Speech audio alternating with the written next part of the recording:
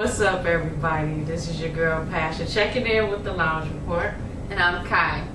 Alright, once again we want to throw out that MySpace page, which is www.myspace.com/the Lounge Report. Go ahead and give up. And you can check us out on Twitter also at the Lounge Report. And the website is definitely coming. We are working on a fabulous website that you guys will be able to view really soon. We also want to talk a little bit about some of the interviews that we did this week, which we did have a phone interview with Stilts, and she gave us a lot of good information on Ray J, Danger, Unique, Cocktail, and then Kai, tell them a little bit about the Young LA interview. Last night we got to meet and go to the concert of Young LA. He came into Flint, Michigan for a teen concert at Skateland Arena, and we got to kind of talk to him a little bit too. So check that out too on loungereport.info. Yes, and that will also be posted on the MySpace page as well. Let's talk about Nas and Khalees. After a 5-year marriage, Nas and Khalees are getting a divorce. So sorry to hear that. Yeah. And the sad thing is, I really thought they made a cute couple. Yeah. And she's actually pregnant, 7 months. And I'm thinking, why would they decide to break up now? Why now? It was speculations that both of them were cheating. I know I had heard Khalees was in a club with a gentleman. They were hugged up and kissing, so maybe that had something to do with it. Next to the swine flu. Now I'm tired of everybody talking about the swine flu.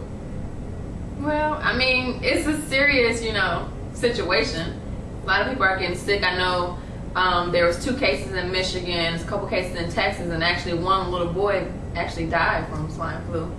So, but my thing is, people are going crazy. Like, I'm tired of seeing people with masks on. Like, you making me think that everybody need to be quarantined. Like, what is going on? You remember when the Olympics and they were wearing the masks for SARS and stuff, all that. Right. Stuff. Yeah. Right. They don't even know if they have the right mask on, if it's protecting you or anything. You just gotta keep in contact with the CDC website and keep up to date with all the information they can give you on there. But the best thing I think to do for the swine flu is just make sure you wash your hands, soap and water, and also you can use the alcohol-based sanitizers too. Okay. And make sure if you know someone's sick with the flu or anything, you want to stay away from them and stay home from work too if you're sick. All right.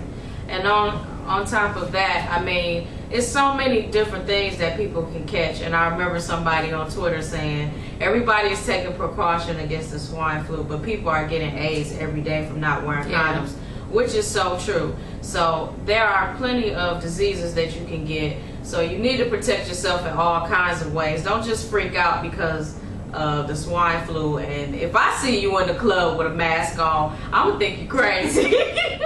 Let's talk a little bit about Michelle Obama and these $540 shoes she had on.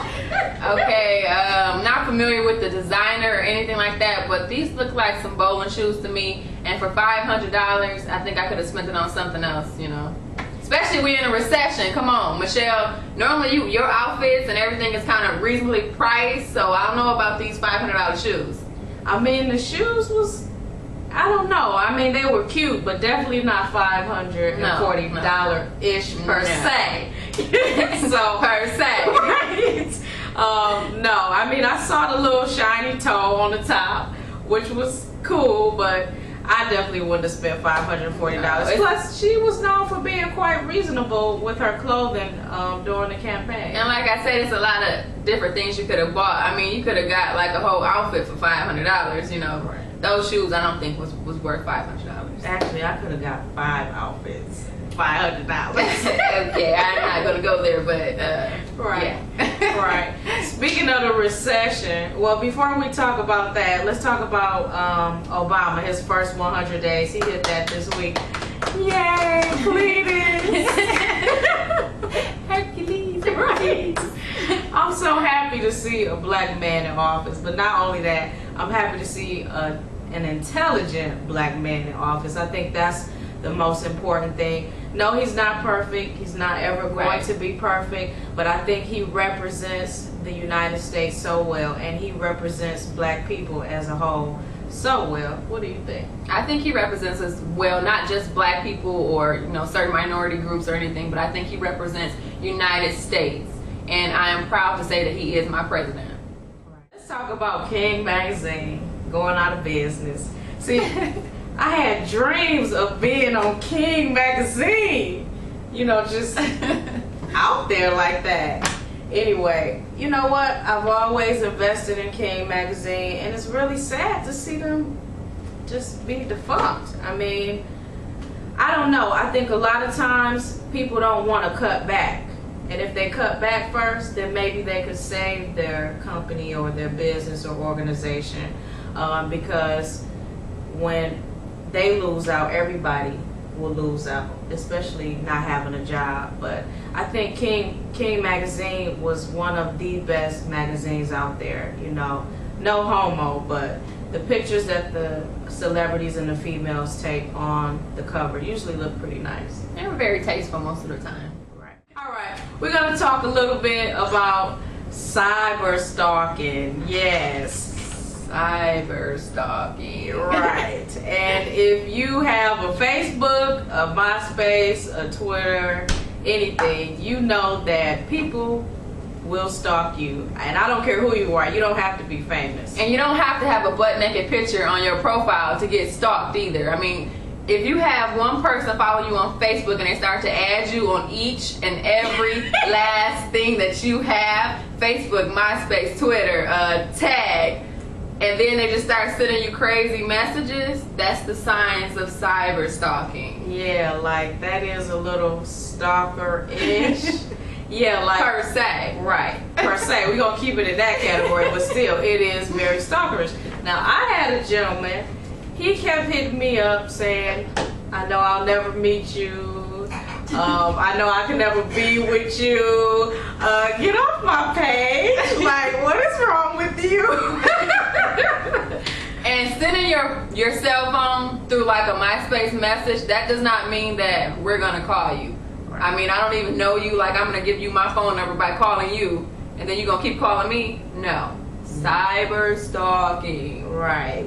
Definitely don't. Per se. Right, per se. Now, they say it's not considered stalking, but it is crazy. I just want to put that out there. We want to talk a little bit about the game. Yeah. Yeah, and the ring. Like, does size matter? And no, we're not talking about that size. We're talking about the size of the ring. And by the way, I'm not married to all you guys out there.